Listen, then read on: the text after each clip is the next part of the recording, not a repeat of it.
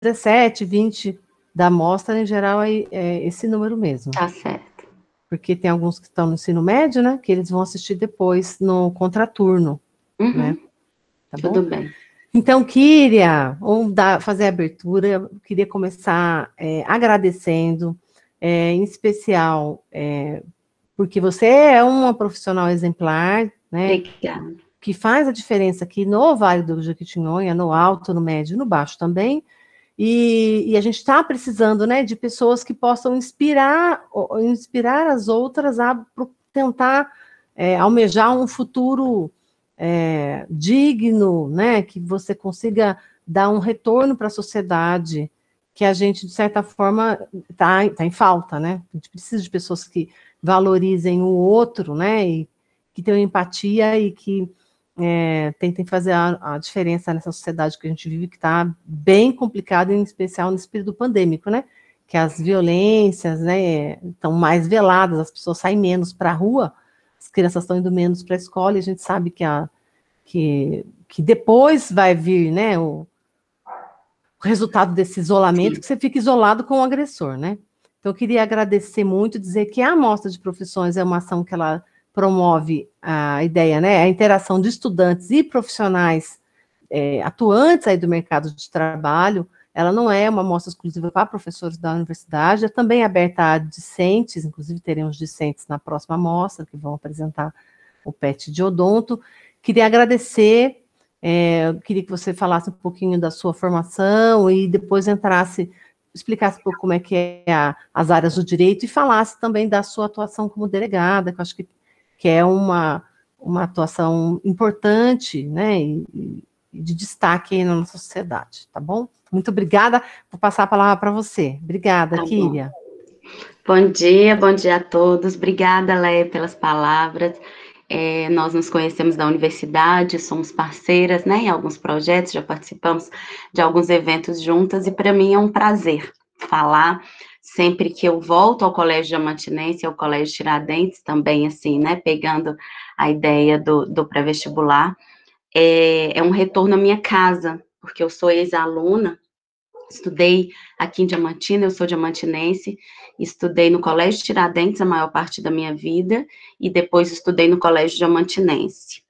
Eu sou formada em Direito pela Universidade Federal do Estado de Minas Gerais. Hoje, para você ingressar numa carreira de delegado de polícia de qualquer estado ou de polícia federal, você tem que ser bacharel em Direito. Eu sou pós-graduada em Investigação Criminal e Direito de Defesa, e sou pós-graduanda em Direitos LGBTQI+. E eu trabalho como especialista em atendimento policial de grupos vulneráveis. Então, vejam, para o ingresso nessa carreira, para quem tem interesse, como eu mencionei, o primeiro requisito é que você seja bacharel em Direito. Não é necessário que você tenha um período mínimo de atuação, como é necessário para ingressar nas carreiras do Ministério Público e da magistratura, né, juiz e promotor, respectivamente, também para defensor público. É interessante a gente pensar, para quem quiser depois consultar, no artigo 144 da Constituição, a gente tem um pouquinho as divisões sobre como as polícias existem e coexistem no Brasil. A gente tem hoje uma polícia que é chamada polícia ostensiva, que é a polícia militar. A gente tem uma polícia que é chamada polícia judiciária, que se divide entre Polícia Civil dos Estados e Polícia Federal, cada qual com suas atribuições, e o 144 da Constituição, ela traz isso para a gente. Além disso, a gente tem as Forças Armadas, né, que são responsáveis pela defesa do país, que é a Marinha, Exército e Aeronáutica. As Forças Armadas, em conjunto com as polícias militares dos estados e os corpos de bombeiro militares dos estados, compõem o que chamamos de forças militares. Então, vejam que a Polícia Civil, né, a instituição a qual pertenço, e a Polícia Federal, que divide conosco as atribuições de polícia judiciária, não são polícias de caráter eminentemente ostensivo. São polícias que nós chamamos de polícias judiciárias ou polícias de investigação. Então, o nosso trabalho, a nossa atividade fim é a investigação criminal. É você descobrir se praticado determinado fato criminoso, se aquilo ali realmente existiu, quem é o seu autor, e produzir o que chamamos de materialidade, elementos, ou até, entre aspas, provas de que aquilo ali aconteceu. Então, quando nós iniciamos uma investigação, nós tivemos conhecimento de um fato tido como criminoso, uma morte de uma pessoa, por exemplo, e ao final do procedimento que eu presido, né, que nós delegados presidimos, que chama inquérito policial, nós concluímos pela autoria e materialidade daquele crime, ou seja, nós dizemos José da Silva, no dia X, hora X, imbuído pelos motivos Y, praticou um fato tipificado como homicídio em face da vítima fulana de tal, e trazemos quais são as provas daquilo. Então, a nossa atividade fim é de investigação criminal. Investigação, por excelência, exige tempo, exige sigilo. Então, muitas vezes, as pessoas confundem a atuação das duas polícias. E aí você diz, olha, mas a Polícia Civil também não cumpre mandados de busca e apreensão, vai na casa das pessoas, tem também esse embate ostensivo? Temos, mas ele é mais limitado. Tá? Nós trabalhamos com isso em situações que a gente já tem um procedimento instaurado, e aí a gente pede essa autorização ao Poder Judiciário. É um pouco diferente da Polícia Militar, que trabalha com patrulhas nas ruas para verificar se está acontecendo algo.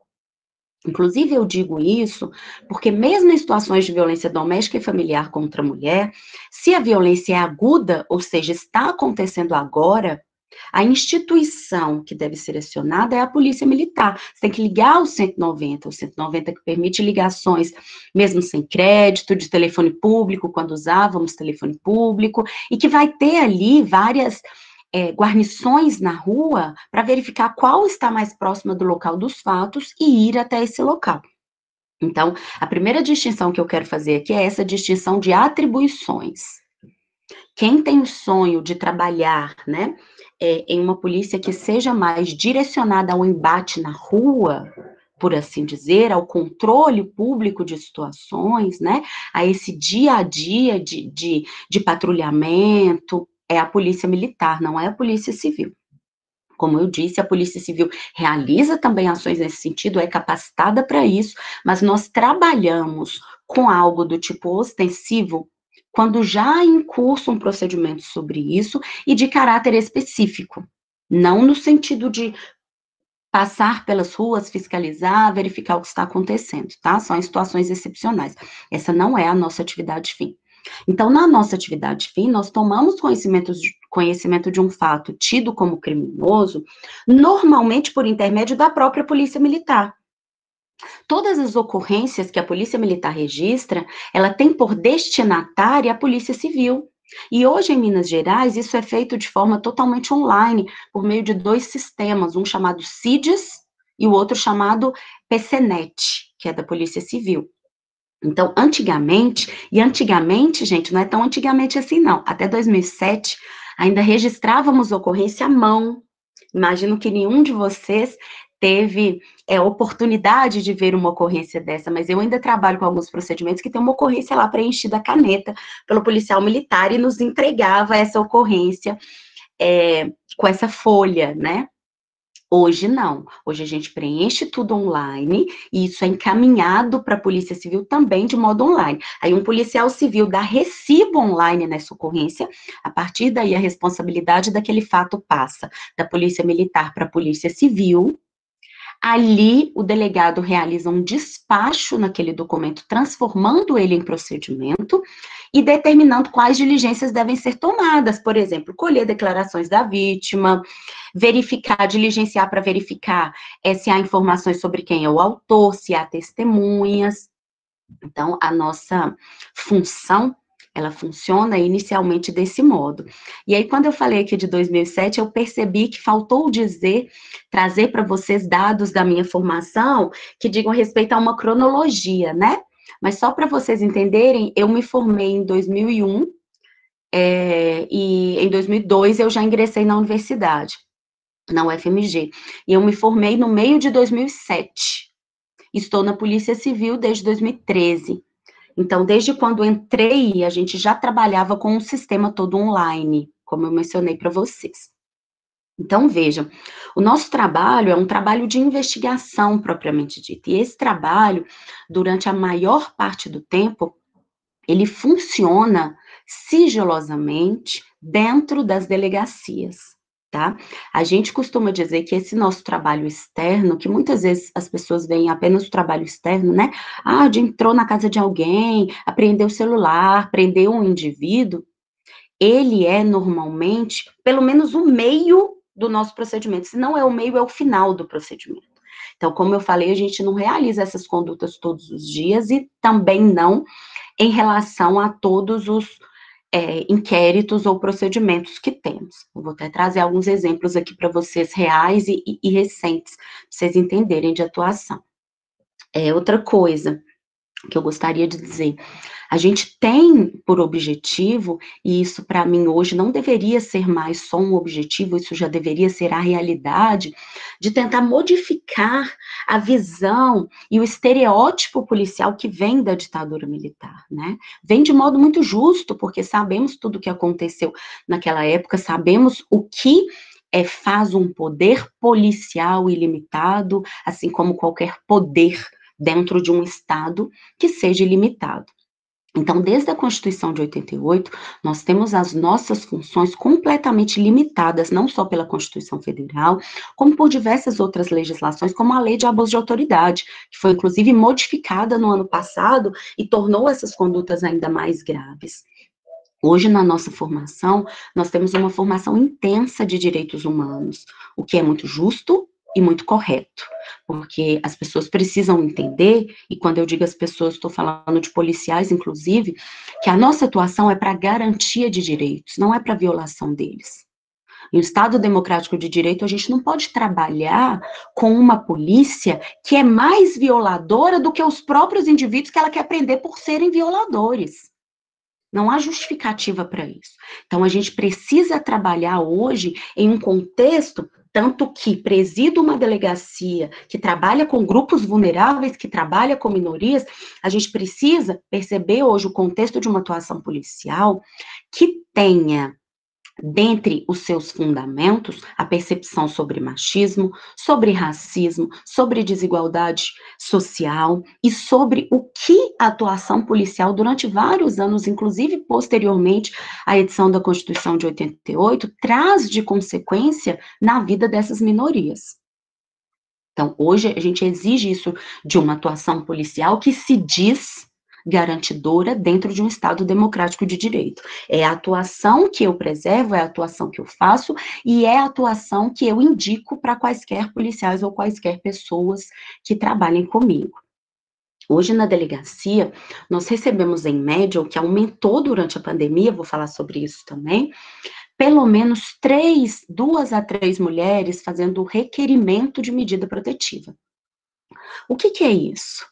É um pedido que essa mulher faz ao Poder Judiciário para que o indivíduo que de algum modo causou uma violação de direitos a ela, e em 90% dos casos esse indivíduo é seu companheiro, ex-companheiro, namorado, ex-namorado, marido, ex-marido, ela pede que esse indivíduo fique afastado dela.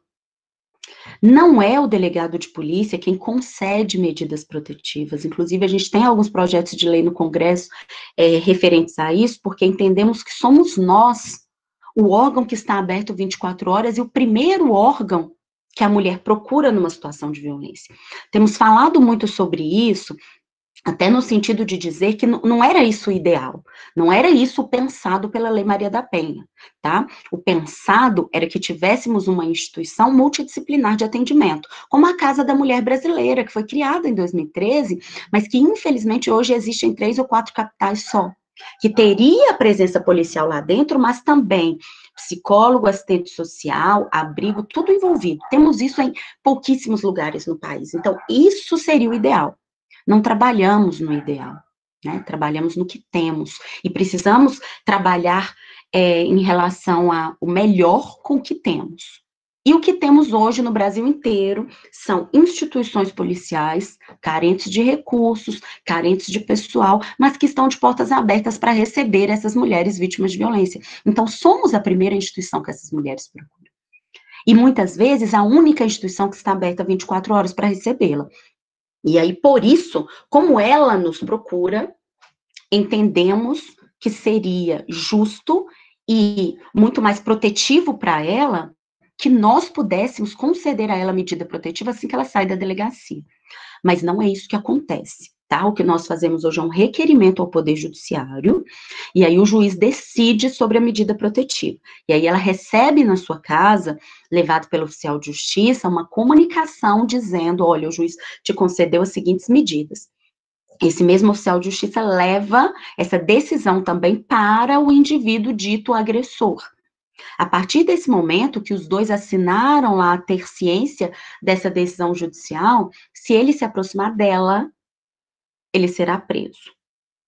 Então, eu estou dizendo isso só para mostrar, né, uma das características do nosso trabalho enquanto delegacia especializada de atendimento à mulher. A maior procura que temos hoje é por esses requerimentos de medidas protetivas. E ainda que não seja hoje o objeto do trabalho, eu quero apenas explicar qual é o objetivo dessas medidas protetivas. Por que vocês acham que um papel do juiz dizendo para fulano não se aproximar de ciclana vai diminuir a violência? Para chegar nisso, a gente precisa entender que a violência doméstica e familiar contra a mulher, ela tem um caráter progressivo. Ela não começa com um chute, um soco, com 15 facadas. Ela começa devagar, numa violência que é psicológica, que tem um controle e uma limitação de condutas e que vai crescendo ao longo do relacionamento. E o indivíduo também não vive constantemente numa situação de violência. Depois de um ataque ou de um conflito, existe sempre um pedido de desculpas, arrependimento, é porque eu te amo demais, ele se coloca como vítima, a mulher perdoa, acha que isso não vai acontecer mais, mas só até o próximo episódio de conflito. Então, entendendo isso, a gente percebe que a medida protetiva, ela tem o objetivo de interromper esse ciclo de violência, que na maioria das vezes já houve tentativa de interrompê-lo voluntariamente, né? Se a mulher procurou uma delegacia de polícia, é porque ela tentou terminar, ela bloqueia no WhatsApp, ele manda e-mail, ele vai na porta da casa dela, ele manda mensagem para a mãe, ele a persegue no trabalho. Interessante para vocês saberem também que no ano passado, né? No ano passado, não, nesse ano. O projeto é do ano passado, mas a publicação foi desse ano. Tivemos a tipificação do crime de stalker, né, que chamamos de stalker, já falávamos sobre isso na internet, que é essa perseguição de uma pessoa a outra pessoa. Acontece também, na maioria dos casos, com ex-namorado, ex-companheiro, liga insistentemente. Ele tá te ameaçando? Não, não tá me ameaçando, mas ele me liga 20 vezes por dia, e eu não quero atender, e eu já bloqueei. Então, tivemos também esse, entre aspas, avanço aí, né, legislativo nesse ano. Então, o nosso trabalho, hoje, ele é de tentar identificar essas condutas criminosas, dizer quem é o autor dessas condutas criminosas, lembrando novamente que estamos em um Estado democrático de direito, que todas as pessoas têm direito à defesa, e que quem acusa no Brasil, em mais de 90% das vezes, é o Estado, não é a própria pessoa, né? O Estado tomou para si o poder acusatório, o que também faz parte de um processo democrático, não é a própria vítima que vai lá acusar, vocês já viram isso? É o promotor de justiça, representando o Estado. Então, se o Estado tomou para si isso, ele tem que colocar regras no jogo, e as regras do jogo são o que chamamos de processo penal. Tem que existir. Quem já viu um jogo sem regra aí, é possível isso? Lei do mais forte, que eu estava falando com a Leia aqui no início, vamos armar a população inteira, quem tiver a melhor arma ganha? Né? Não pode funcionar desse jeito. Então, mesmo um processo penal, mesmo alguém que praticou um fato criminoso, ele precisa ser processado e punido de acordo com regras. E nós que representamos o Estado temos obrigação de cumprir essas regras. E cumprir essas regras é, por exemplo, como eu disse para vocês, reunir provas do que aconteceu. Às vezes as pessoas acham que porque um indivíduo foi filmado agredindo mulher, ele foi filmado, como é que alguém está falando em suspeito e tal? Claro que o sujeito é o autor, é o culpado. A gente só pode dizer que alguém de fato é culpado de algo depois que ele é julgado pelo Poder Judiciário. E quem faz, entre aspas, um pré-processo e produz as provas para que ele seja julgado posteriormente somos nós. Então, hoje nós não falamos só em confissão, por exemplo. Às vezes as pessoas pensam, o indivíduo foi lá e já confessou e o inquérito ainda está em andamento. Sim, porque posteriormente, daí a 2 anos numa audiência, ele pode dizer que não disse o que ele disse. E aí? eu não reuni nenhuma outra prova. Então, o nosso trabalho é esse. O nosso trabalho hoje, enquanto polícia de um Estado democrático de direito, inclui reunir provas de fatos, inclui dizer se aquele fato aconteceu, quem é o autor, e essas são as provas, mas inclui também acolhimento de vítimas, inclui também tentar trazer para a sociedade um Estado em que crimes de gênero, que são os crimes especificamente com os quais trabalho, né, não aconteçam. E para falar sobre crime de gênero, não adianta só eu reunir provas e eu aplicar uma pena a agressores. Eu preciso deixar de formar novos agressores. E eles se formam todos os dias nas ruas, nas escolas, em todos os lugares onde vocês estão. Para não formar novos agressores, eu preciso falar de gênero, eu preciso falar de igualdade. Eu preciso mostrar que num relacionamento, um indivíduo, normalmente homem, não é superior à mulher e essa mulher não lhe é submissa, nem lhe deve respeito, mas não lhe deve obediência. Então, isso também faz parte do trabalho policial. Porque senão eu fico enxugando gelo, conseguem perceber? Apenas identificando o criminoso de hoje e punindo, mas sem mudar o de amanhã que está se construindo, e como eu disse, eu mudo isso através de palestras, através de reflexões, através de rodas de conversa, e através também da criação de um vínculo de confiança entre essas pessoas e as instituições que as recebem, que são as instituições policiais, para que elas possam denunciar isso mais cedo. Eu falei aqui de um ciclo de violência e de uma violência que cresce. Ora, claro que eu tenho muito mais possibilidade de mantê-la viva e de conseguir colocar um fim nesse relacionamento se ela me procura quando ela foi ameaçada pela primeira vez. Se ela me procura quando ela já foi ameaçada 10 vezes, já recebeu socos, chutes, e o próximo passo já serão 14 facadas, a situação se torna um pouco mais difícil. Então, a tentativa de criar esse vínculo, que a gente sabe que tudo que aconteceu no passado envolvendo as instituições policiais fez com que a sociedade perdesse, também é um trabalho nosso. De que as pessoas entendam que nós somos também um espaço de acolhimento, que nós somos um espaço de apoio, e não só um espaço para simplesmente reunir provas e tratar aquela vítima ou as pessoas que nos procuram como um simples elemento de um procedimento que serve apenas para punir aquele indivíduo. Que é também meu objetivo, mas não deve hoje ser mais só o meu objetivo. E aqui também, para quem tem interesse nessa carreira, que muitas vezes as pessoas perguntam, mas qual a diferença da Polícia Civil para a Polícia Federal? Polícia Federal é mais importante, não é? O que acontece? A diferença, gente, é apenas em relação à competência das duas, que são diferentes. Isso está lá a partir do artigo 144 da Constituição, tá? A Polícia Civil, ela lida, primeiro que ela é um órgão do Estado, a Polícia Federal é um órgão do governo federal, né? Então, a Polícia Federal, ela trabalha no país inteiro. As polícias civis estão dentro dos estados, então cada estado tem sua polícia militar e sua polícia civil. Mas a competência de cada qual, né, é a mesma, independentemente do estado. A Polícia Federal, ela trabalha com crimes que a gente chama crimes de competência federal. Crimes contra o presidente da República, por exemplo, crime contra um órgão da União, alguns outros crimes que afetam a todos, como um tráfico internacional de drogas. A gente viu aí trabalhando com lavagem de dinheiro, corrupção, né? Para quem assistiu o Mecanismo ali, que fala da Lava Jato e tal. Nesse caso, a competência também é da Polícia Federal, falando assim bem genericamente, quando os valores que foram subtraídos, ou supostamente foram subtraídos ou desviados, são valores de verbas federais. Então, a investigação também quando o crime, o mesmo crime também ultrapassa, em consequências, os limites de estados ou até de países, a competência é da Polícia Federal.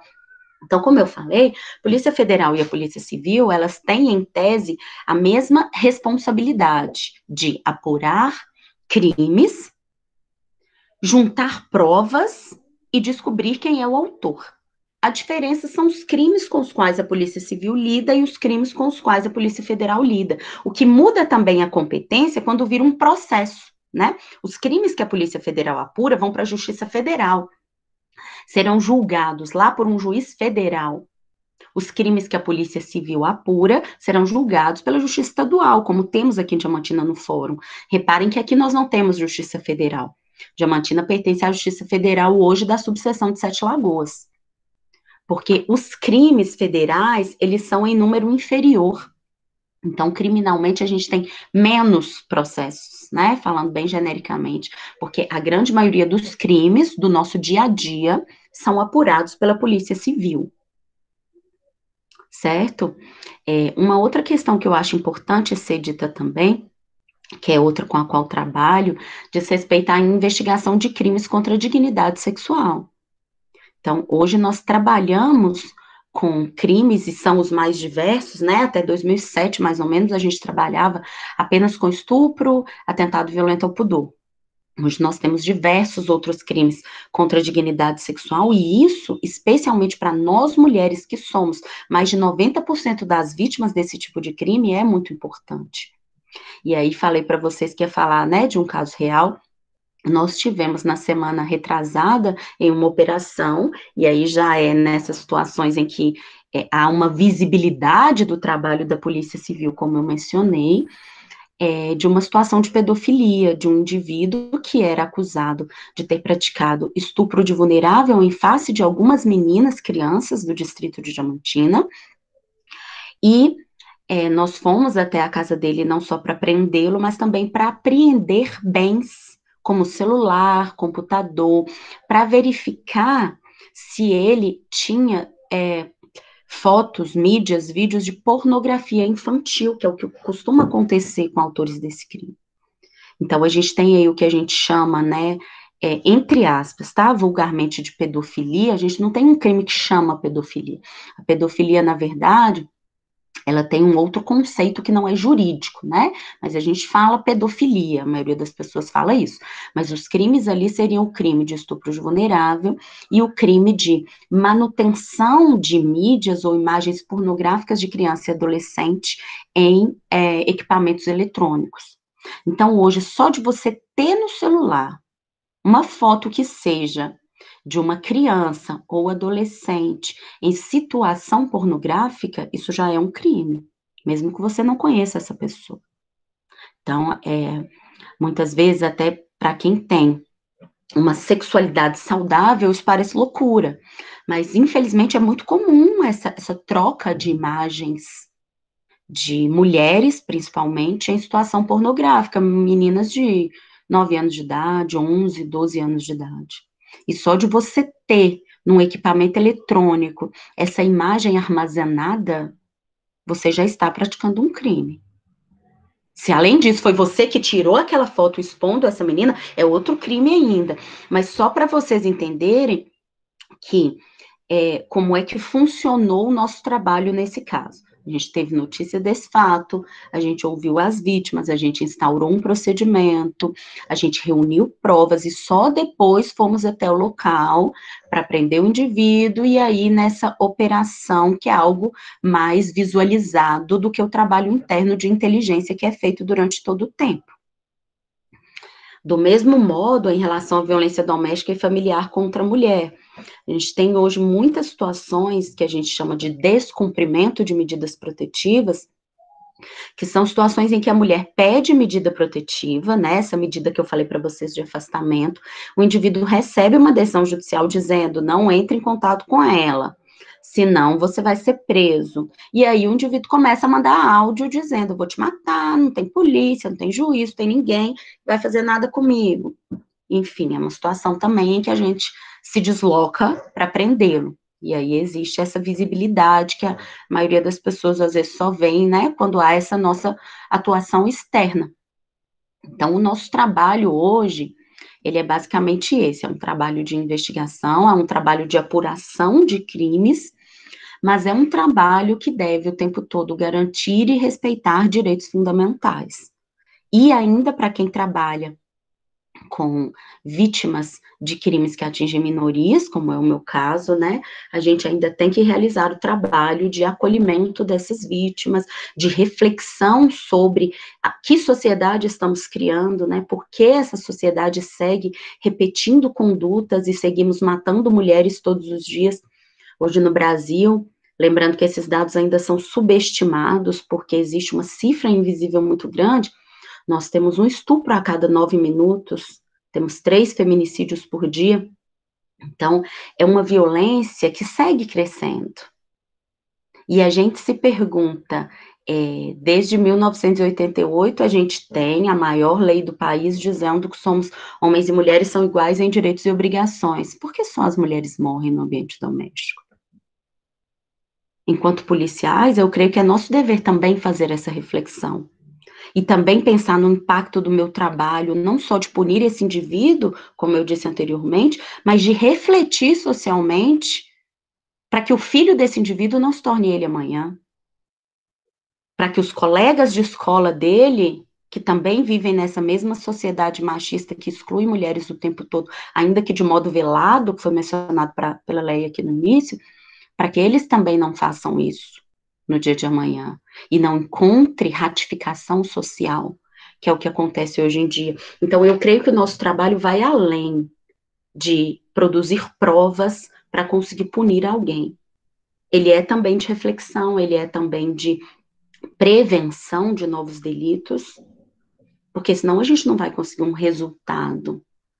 O resultado não é só a prisão, o resultado tem que ser diminuição da criminalidade, o resultado, no caso da violência de gênero, tem que ser reflexão e mudança social. Então, é mais ou menos isso. Eu queria saber se alguém tem alguma dúvida, eu estou com o chat aberto aqui, mas ainda não vi nenhuma pergunta. Tem, Leia?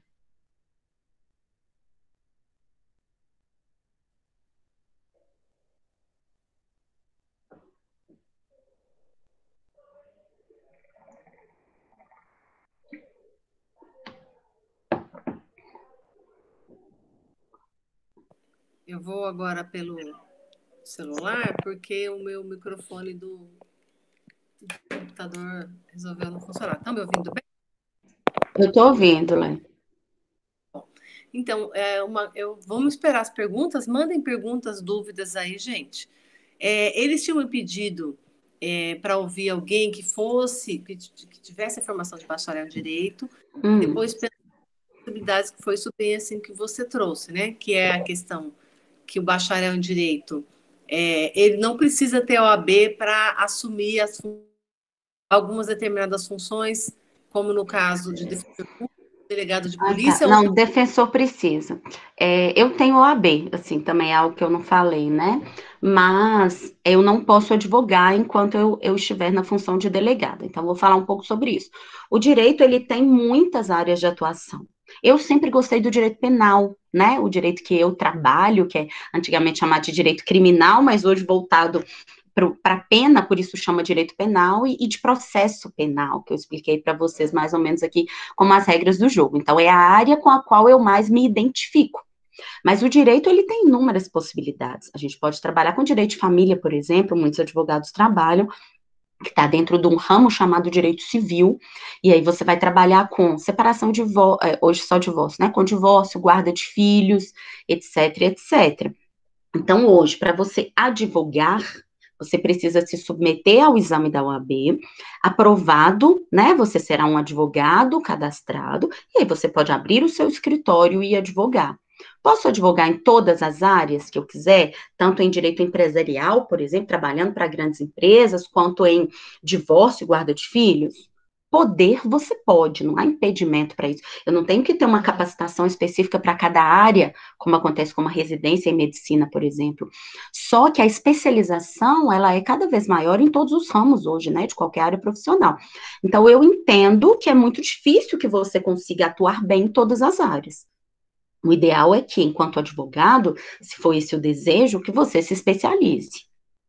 Para atuar na área criminal, no caso, seria defendendo os sujeitos que são investigados por mim, né? Você tem que ser especializado, você tem que saber sobre aquilo, e é difícil você saber sobre aquilo, e também saber sobre empresarial, e também saber sobre direito civil, também saber sobre direito tributário. Então, as áreas do direito são muitas, e a advocacia é uma profissão fantástica também. A Constituição Federal diz que a advocacia é essencial à administração da justiça, e isso é muito verdadeiro. Todo indivíduo tem direito à defesa e todo indivíduo tem direito de que os seus interesses sejam pleiteados junto ao Poder Judiciário, ainda que não seja direitos de defesa, pedido de uma indenização, por exemplo, por um ato ilícito civil aí que você sofreu. Então, o advogado é quem vai fazer essa intermediação entre você, indivíduo, e o Poder Judiciário, né? Uma profissão fantástica também. Agora, se você não quer ser advogado e você quer ir pela carreira do concurso público, também existem várias possibilidades. Ser delegado de polícia é apenas uma dessas possibilidades. E aí, como eu disse, algumas têm requisitos de exigir que você advogue por um tempo, ou que exerça outra carreira jurídica. É o caso, como eu falei, de promotor e juiz. Você precisa ter 3 anos de atividade jurídica. Pode ser advogando ou pode ser exercendo outra carreira, como de delegado, por exemplo, tá? Defensoria Pública, e a Leia falou se todas exigem OAB. Não são todas que exigem OAB. Mas se você pretende advogar em algum momento ou pretende ter esse tempo, eu creio que é importante você ter OAB, né? Como eu mencionei para vocês, eu, por exemplo, tenho que, enquanto exerço o cargo de delegada de polícia, permanece suspensa, porque eu não posso advogar simultaneamente ao meu cargo. Mas para você ocupar um cargo de defensor público, por exemplo, e o defensor público, para quem não sabe, também é uma profissão assim que eu tenho uma admiração imensa. Tem vários colegas defensores públicos. É quem vai lidar com situações perante o Poder Judiciário, quem vai ser o advogado de pessoas que não têm condições de pagar um advogado. Inclusive, lamento aqui, já lamentei em muitos outros eventos, o fato de não termos em Diamantina até hoje defensoria pública instalada. Mas o defensor público, ele vai fazer esse papel, né, bem genericamente falando. Isso é importantíssimo.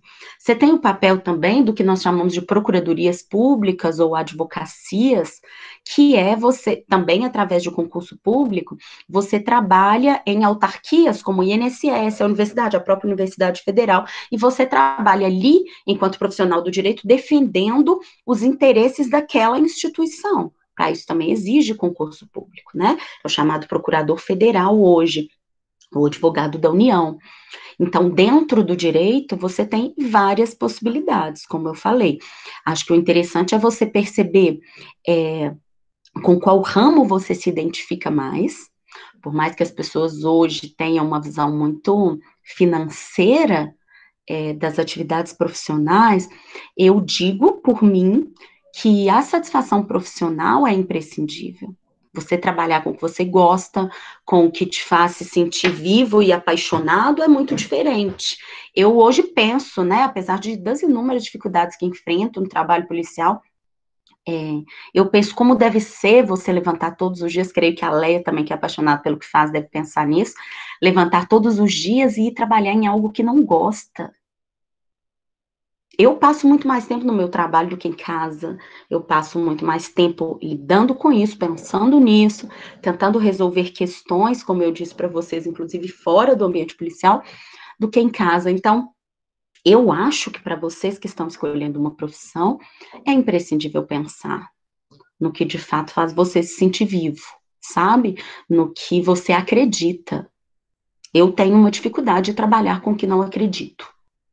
Então, se você escolhe o direito para cursar, já é uma escolha. Mas dentro do direito, você vai ter também várias escolhas. E é interessante, desde o início, se manifestar e procurar saber quais são os ramos, com que trabalha, fazer vários estágios. Eu fiz estágio na Defensoria Pública, eu fiz estágio na Advocacia da União, eu fiz estágio no Ministério Público Federal. Então, é importante também. Talvez você tenha aquela ilusão daquele cargo e quando você trabalha, não é aquilo, nossa, não gostaria de fazer isso nunca. Ou então, o contrário. Você nunca pensou em exercer determinada função e quando você vai fazer um estágio ali, trabalhar ali, visualizar como é aquele trabalho, você pensa, nossa, é isso que eu quero fazer pelo resto da vida. Então, para vocês que estão almejando uma carreira profissional, eu acho importante 2 coisas. A primeira dela é isso. pensar no que você acredita e trabalhar com isso. Acho que o mundo e a sociedade precisam de mais pessoas que acreditam no que fazem, né, e que tentam o tempo todo melhorar o que fazem. E a segunda coisa também é não imaginar que o ingresso em uma faculdade, seja ela qual for, é resolver a sua vida e que a partir dali não é preciso mais nada. Eu vejo, às vezes, muitos jovens e adolescentes assim. Eu dei aula particular um tempo, dei aula em cursinho aqui em Diamantina, inclusive, antes de ser delegada, e tive muito contato com esses jovens, e eu percebi que muitos deles diziam, olha, eu vou tentar isso, isso ou aquilo, cursos completamente diferentes, no que eu passar tá bom. Então, eu acho que a primeira postura, em minha visão errônea, é essa. A sua vida profissional está começando agora, ela não vai começar daqui 5 anos, não. Nem daqui 10, nem quando você se formar. Você tem que, desde já, escolher o que você entende que é bom para você. Não te impede de mudar, mas o que eu digo não é sair atirando para todo lado, né? É pensar isso que eu quero fazer. Se eu quero fazer é o curso X, que é super difícil e que pouquíssimas pessoas passam, vai atrás disso. É isso que você tem que fazer. Não é escolher porque tem menos pessoas tentando, não é escolher porque é mais fácil, não é escolher porque meu objetivo é apenas ingressar numa universidade e pronto. Então, acho que a primeira coisa é essa.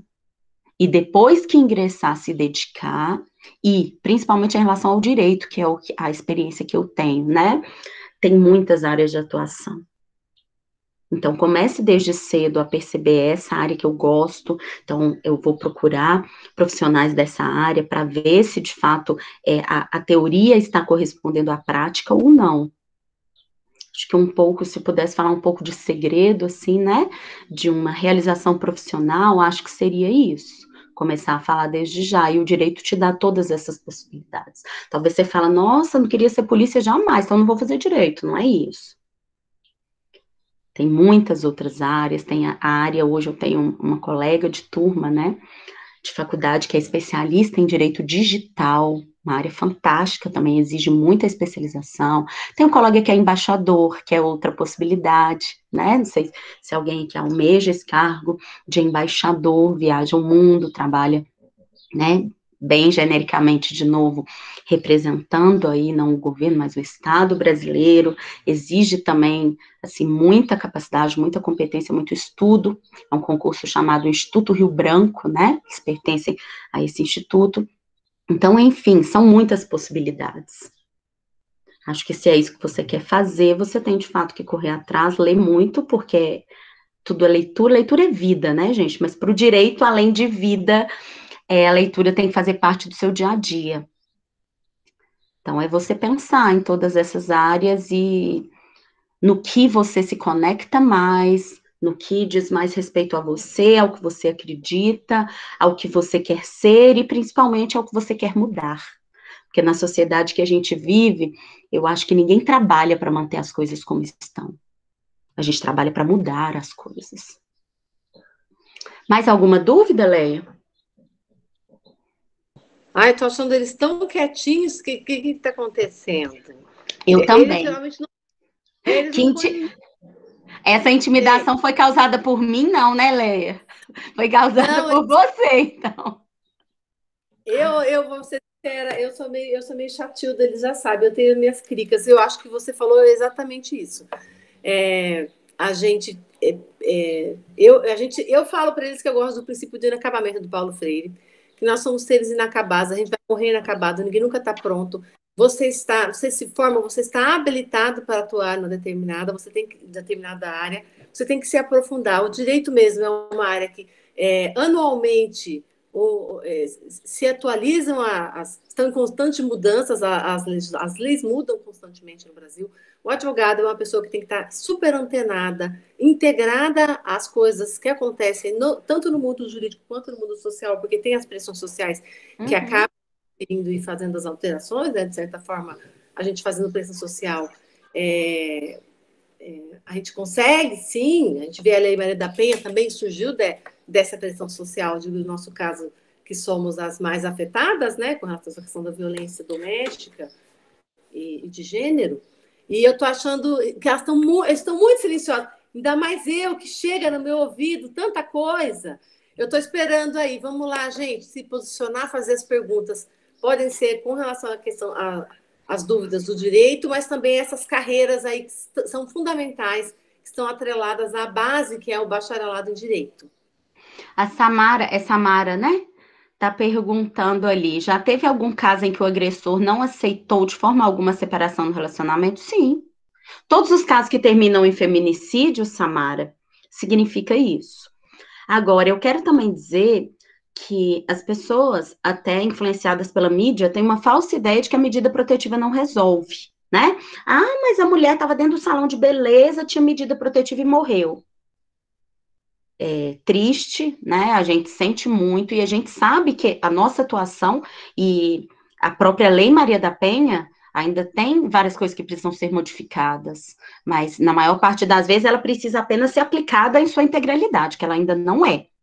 Então, a gente reconhece as nossas falhas, a gente reconhece que não é a folha de papel que impede o indivíduo de se aproximar dela, mas eu preciso dizer que a grande maioria dos casos, a medida protetiva resolve, tá? O indivíduo, principalmente aqueles indivíduos que nunca foram presos, né? Aí ele tem medo de ser preso, a medida resolve. Resolve em todos os casos? Não, a gente não tem unanimidade em nada. Não resolve em todos os casos. Não é só aqui, em nenhum país do mundo a gente consegue essa unanimidade.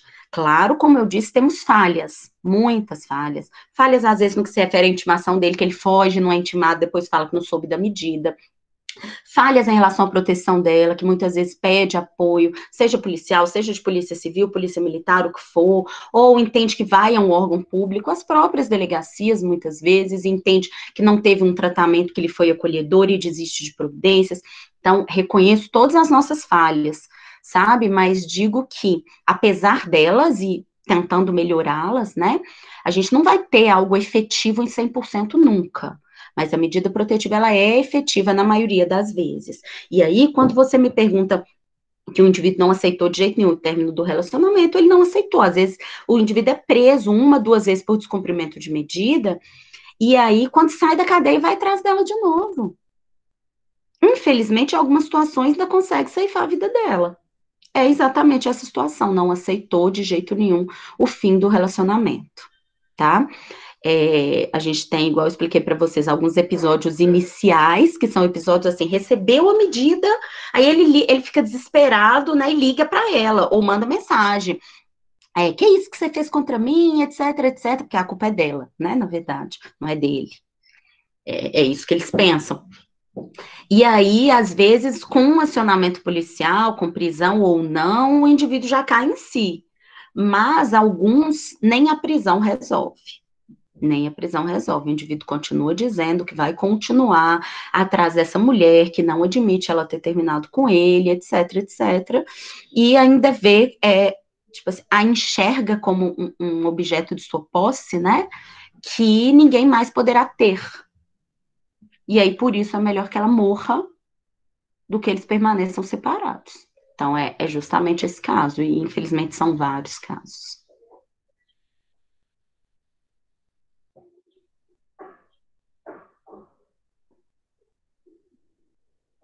Mais alguma dúvida, Leia?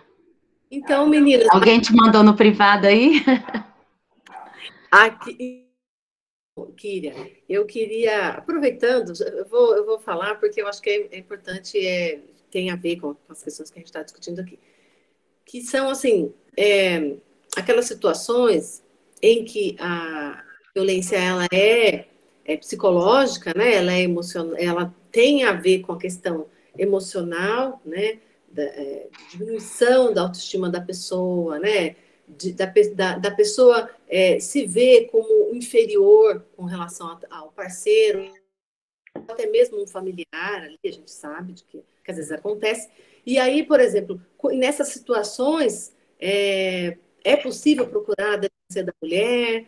Como é que funciona o dia a dia dos atendimentos? Em que situações a mulher precisa recorrer à delegacia da mulher, no caso, em busca de suporte Eu estou à até delegacia? aproveitando para colocar os nossos contatos aqui, tá?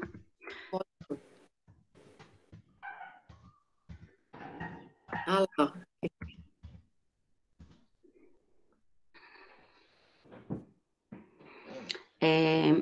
Primeiro, respondendo a sua pergunta, a gente precisa ter em mente que toda situação de violência doméstica e familiar contra a mulher, ela tem violência psicológica. Porque essa violência, ela é construída. Então, não existe uma situação de violência doméstica e familiar contra a mulher que era ótimo, estava tudo bem até ontem, hoje ele me deu 15 facadas. Isso não existe. Pode existir numa briga de vizinho, de torcedor de futebol, o que for. Em violência doméstica e familiar contra a mulher, isso não existe. Então, toda ela é construída, e essa construção, ela se inicia com a violência psicológica. Em situações em que eu já tenho violência psicológica, mas não tenho violência física, é possível buscar ajuda? Não só é possível, como é necessário que você busque ajuda para que ela não se torne violência física. Tem um perfil no Instagram que chama Mas Ele Nunca Me Bateu, que é interessante, feito, né, com relatos de mulheres vítimas de violência, e aí as mulheres narram as mais diversas situações que não têm agressão física, tem agressão psicológica. O que eu quero que vocês entendam é que mesmo quando tem agressão física, ela nunca é só física, ela sempre é psicológica. E ela é psicológica a tal ponto que faz com que você tome um soco no rosto e pense 10 vezes antes de procurar a polícia. Porque ele vai dizer que você é louca, porque você depende dele financeiramente, porque ele diz que ninguém vai acreditar em você, etc, etc, etc. Então, ela é sempre psicológica, pode estar ou não acompanhada da violência física. Então, é uma possibilidade de procurar a polícia e pedir medida protetiva, sim. Existem outras situações de violência psicológica que não são violências consistentes em ameaça, que aí eu falei aqui do quanto é interessante hoje termos o crime de stalker, que seria mais ou menos o seguinte, Lê. Ele falou que vai te matar? Não. Ele falou que você não sabe do que ele é capaz? Não, nunca me falou nada disso. Mas sabe o que que ele faz? Eu terminei com ele, bloqueei no WhatsApp, ele mandou mensagem no Instagram, bloqueei no Instagram, mandou no Facebook. Bloqueei no Facebook, me mandou e-mail. Não respondo os e-mails, ele fica na porta do meu trabalho. Isso é um caso real. E que foi antes do Stalker. Aí, inclusive, eu tive uma dificuldade para conseguir essa medida protetiva. Hoje é muito mais tranquilo. Mas sabe o que ele fazia? Ele ficava atrás dela, seguindo ela. Ela ia de casa para o trabalho, do trabalho para casa, da casa para academia, e ele seguindo. Enquanto ele estava trabalhando, ele estava na porta do estabelecimento. Vejam, É, não ameaçava e ainda dizia: não, eu não sou capaz de fazer nada com ela, não, nunca, eu amo ela demais, eu quero voltar com ela. Ok, mas você vai ficar perseguindo ela o resto da vida? Então, veja, é uma situação que eu não tenho violência física. Nesse caso, eu não tinha nenhuma ameaça expressa, mas eu tinha uma perseguição. Só essa perseguição, para mim, é uma ameaça implícita, né? É uma ameaça implícita. Teve um outro caso que era assim: ele ligava. Ela bloqueou ele no celular, ela era secretária de um consultório. Aí ele ligava no fixo, Lê, do consultório, ela atendia, via que era ele, desligava, ligava, desligava, ligava. Ela falou: vou perder o emprego, é. Mas não é ligar uma vez, gente. Ele ligava 30 vezes por dia. E aí você pergunta: mas ele tá te ameaçando? Não. Mas ele te bateu? Não. E algumas pessoas vão dizer: mas ele ora, mas não tem crime. Não tem crime uma pessoa me perseguir com 30 ligações por dia? Então, são situações também que eu não tenho uma violência explícita, mas que é possível sim pedir medida protetiva, são situações de perseguição.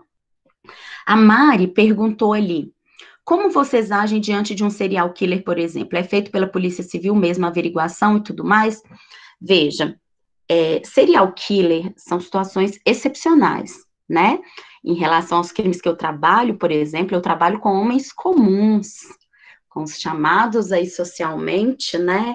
Estou falando de modo pejorativo, homens de bem, são os indivíduos que vocês convivem, que eu convivo. Isso é a maioria das pessoas com quem trabalho. Não estou falando de mim pessoalmente, tá, gente? Então, veja, alguém que tem uma mente destinada a praticar crimes e os pratica de modo muito meticuloso, não vou saber lembrar para te falar a estatística, mas são poucos na sociedade. São poucos. Existem, sim, existem, mas não é a grande maioria das pessoas, né? E nem a grande maioria dos agressores de mulheres. Mas, se isso existir, a investigação é da Polícia Civil? Sim. Não há nada que transforme isso em uma investigação da Polícia Federal ou de outra instituição, só porque é um serial killer, até porque essa análise, né, ela vai ser feita durante a investigação, ela não é uma análise a ser feita de modo abstrato. O que transforma a investigação em competência da Polícia Federal, por exemplo, como eu disse, não diz respeito a quem, nesse caso, está praticando o crime ou características dele, diz respeito a outras coisas, como o fato de atingir um bem que seja da União, como o fato de ter um caráter transnacional ou interestadual, os fatos, tá? Então, só isso aí não transforma a competência em de outra instituição ou de outra pessoa, não. Uma investigação é inicialmente comum.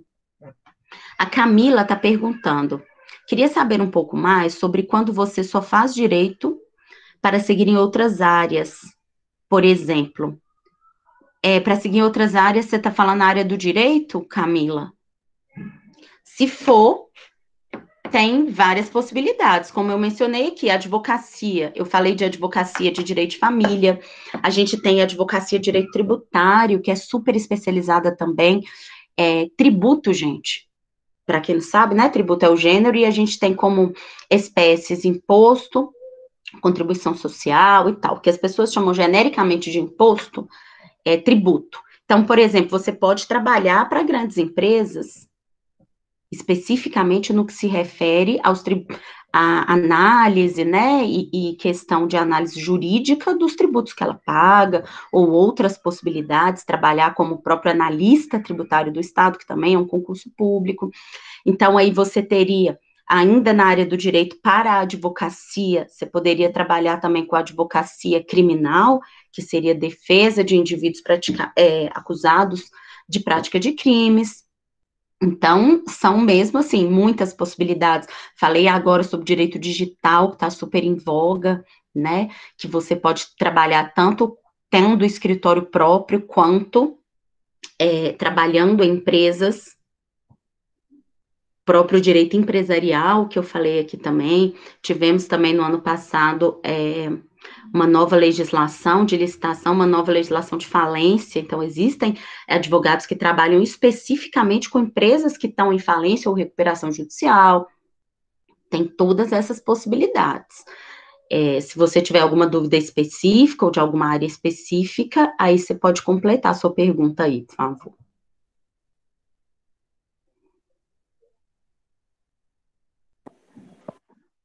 Mais alguma, gente? Encerrando? Deu meio-dia. Bom, mais alguma perguntinha, alguma dúvida? Eu queria fazer uma. Pode falar. Tem a ver com a questão da intimidação de jovens do sexo feminino e do sexo masculino por pessoas com figuras de autoridade, sabe? Porque eu vou falar assim uma coisa meio pessoal. Por exemplo, eu tenho irmão, meu pai casou novamente, eu tenho irmãos do segundo casamento do meu pai, que está entrando na adolescência, e ele faz aulas online.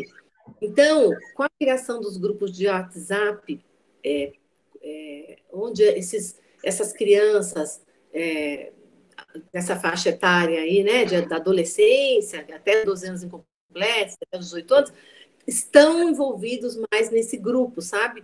E aí tem a questão de assédio por pares, por parentes de coleguinha, por professores, as mulheres são minoria, mas tem também assédio cometido no caso de professoras ou figuras de autoridade, né?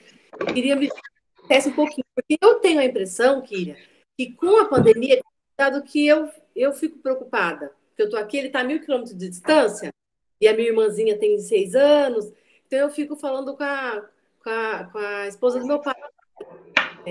Olha do celular do João, não deixa o João sozinho. Se o professor vai na casa, se ele tem as aulas de reforço, não deixar ele sozinho. A gente confia muito, é uma pessoa de confiança, sim, mas não eu realmente eu estou nessa perspectiva, sabe, de que eu prefiro zelar para mais. Então, não deixar ele sozinho com as crianças, sempre ter um adulto presente no espaço que seja aberto, né? Não deixar espaço trancado horário para uso de celular, porque eu tenho essa impressão, Kíria, de que essa bomba ainda vai estourar quando as crianças voltarem, e a gente estiver vacinado e voltar para o espaço público, porque a escola faz parte da rede de proteção, né? A criança, a infância, ao adolescente, e de fato esse laço está meio assim, né, desigual, e eu tenho tido essa preocupação, eu tô com essa sensação, sabe, Kíria, de que os assediadores, os aproveitadores, aquelas pessoas que de fato têm esse desvio de caráter mesmo, eu sou bem dessa perspectiva, estão, de certa forma, se aproveitando, e como que a gente pode, vamos dizer assim, prevenir ou armar as famílias nesse sentido, né, de dar instrumentos, acho melhor, para as famílias de cuidado com as crianças, com o uso do WhatsApp e desse acesso aos grupos, sabe? De pessoas que a gente não tem domínio, se eu vou dizer assim. Não sei se ficou claro, se eu fiz Tá. mas é uma sensação que eu tenho. A gente precisa primeiro separar o que seria crime e o que não seria, né? O que não seria não é uma atuação policial que você vai recorrer.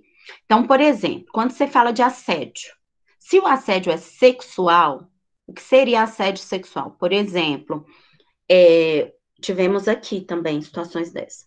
Professor que vai falar com a aluna adolescente, olha, se você me fizer uma visita, se você me der um beijo, se você fizer isso e aquilo, eu vou aumentar a sua nota. Então, a gente tem uma pessoa que é superior e hierárquico de outra pessoa, oferecendo para ela favores em troca de algo sexual. Isso é assédio sexual. Se está acontecendo isso, é um crime. Outra coisa, tentar contactar crianças pela via da internet, também para a prática de algo libidinoso. Por exemplo, alguém está conversando com uma criança, Instagram, Facebook, até esse jogo aí, Free Fire, já tivemos aqui, porque lá tem um bate-papo, e aí você está tentando aliciar essa criança para praticar alguma coisa com você ou com outra pessoa e tal, para fins sexuais, também é um crime. Então, em todas essas situações, a providência é procurar a polícia. Agora, tem situações, e isso acontece muito num contato direto, que é o que está acontecendo agora, pelo celular, que é a situação de assédio moral, tá? Assédio moral não é crime, muito embora seja um ilícito, seja grave, né? Causa impacto na vida da pessoa. O assédio moral, ele é o que chamamos de ilícito civil, ele não é crime. Cabe indenização, cabe medidas para fazer cessá-lo. A gente tem muito isso. E se isso acontece, então, num grupo de trabalho ou num grupo de escola, em que um professor, por exemplo, está submetendo os alunos a isso, com xingamento, com ofensa, com humilhação pública, é pública, gente, porque está num grupo de WhatsApp. Isso é público. Por mais que tenha 20 pessoas ali, eu não estou chamando a sua atenção ostensivamente no privado, eu estou chamando ali na frente de outras pessoas, isso é mais grave, né? E claro que eu não estou me referindo ao só chamar atenção, estou referindo a algo que causa um dano, uma humilhação, um constrangimento, uma adjetivação, né? Que é ficar colocando apelidos, esse tipo de coisa, tá? Então, isso é assédio moral. Como eu disse, grave, mas não é a situação de procurar a polícia, a situação de procurar um advogado para fazer cessar essas condutas e para pedir uma reparação por isso. Agora, em relação a cuidados, é algo que eu falo sempre de cuidados com crianças e adolescentes em rede social, para os pais, sobre criança é até 12 anos, tá, gente? Sobre criança, nós entendemos que nem é o ideal que tem rede social. Se tem essa rede social, tem que ser administrada pelos pais. Tenho algumas situações dessas, assim, de algumas crianças, até eu conheço, algumas têm até escrito no perfil, essa rede é administrada pela minha mamãe fulana de tal, tá? Aí a mãe olha quem é o amigo que vai adicionar, a mãe responde as mensagens, às vezes deixa a criança interagir, mas ela tem controle sobre tudo. Em relação a adolescente, novamente, é informação, né? A gente não trabalha só com autoritarismo sem informação, é informação sobre aquilo, sobre o que está acontecendo e controle. Agora, qual o limite desse controle é cada pai que vai estabelecer. Eu tenho pais, por exemplo, que tem aquele aplicativo que tudo o que acontece na rede social vai para o e-mail do pai. Então, ele dá notícia de tudo que está acontecendo. Porque, inclusive, aqui na cidade, nós tivemos muitas situações de. Não foi só assédio, porque teve troca de imagens pornográficas em que um indivíduo lá de São Paulo, lá do Mato Grosso, alguns que a gente não conseguiu nem identificar, interagiram com meninas de 14, 15 anos, dizendo ter a mesma idade delas, com foto, dizendo onde estudava, etc, etc. Conseguiu ganhar uma confiança para o envio de algumas fotos. Fotos sensuais. E depois passou a chantagear essas meninas. E aí os pais só tomaram conhecimento quando elas já estavam sendo chantageadas. E o indivíduo falando, se não mandasse mais foto, é matar o pai ou a mãe. Até o momento, elas pensaram estar interagindo com um menino da idade dela que morava em outra cidade e que aparentemente não só era muito atraente, como sabia conversar, etc, etc. Então, por isso que eu estou falando que tem que ser o controle junto com a informação, né? Saber que já existiram vários casos sobre isso, existem pessoas especializadas nisso, então você precisa saber o que está acontecendo, mas aí é o controle de cada pai. Agora, o controle é imprescindível.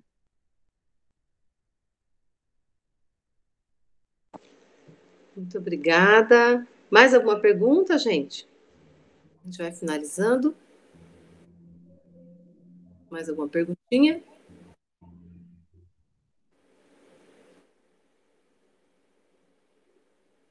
Comentários? Vocês estão muito. Nossa, o que está acontecendo? Estão com sono? Ficaram até tarde na televisão? Olha lá, hein? Mais alguma, gente? Vamos finalizar então? Então, queria, vou finalizando. Eles estão desde as 7 da manhã aí na atividade. Queria agradecer a você, primeiro, pela disponibilidade de estar aqui conosco. É um prazer sempre recebê-la. Dizer que você é um exemplo para nós e nos dá muito ânimo. Eu fico muito feliz, fico animada. Eu me sinto reconfortada em saber que a gente tem esse respaldo para as pessoas mais vulneráveis e minorias e que a gente segue juntas. Né? Eu acho que é fundamental. Sim. As meninas estão aí, os meninos estão aí, eles estão crescendo, estão se formando, alguns já têm 18 anos, alguns ainda não.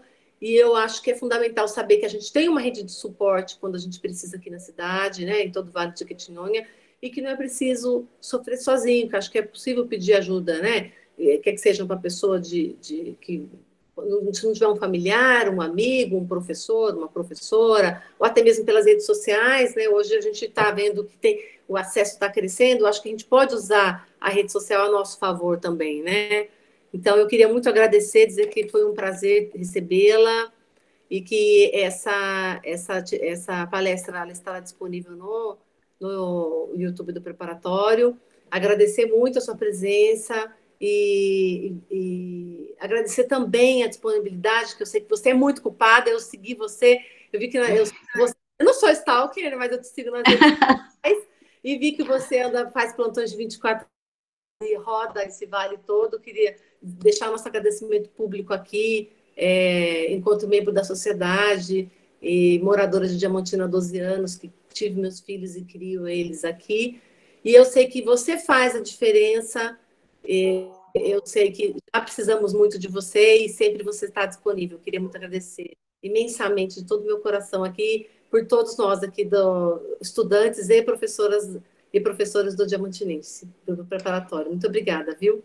Eu que agradeço, Lé, o prazer e a honra são meus, tá? Muito obrigada pelas palavras. E eu quero dizer novamente que não apenas eu, como a Delegacia de Atendimento à Mulher Diamantina e a Rede de Mulheres do Alto Jequitinhonha, estão à disposição de todos, viu, gente? Foi um prazer enorme. Muito obrigada. Obrigada a você. Boa tarde, bom trabalho. Abração. Obrigada. Gente, bons estudos. Qualquer coisa eu tô no privado. Beijo.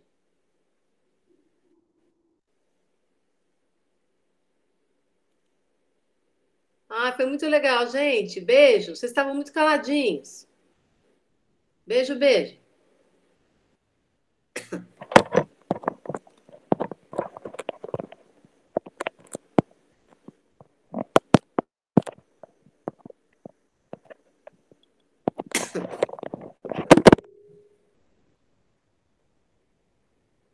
Tchau, gente. Tchau, Yasmin.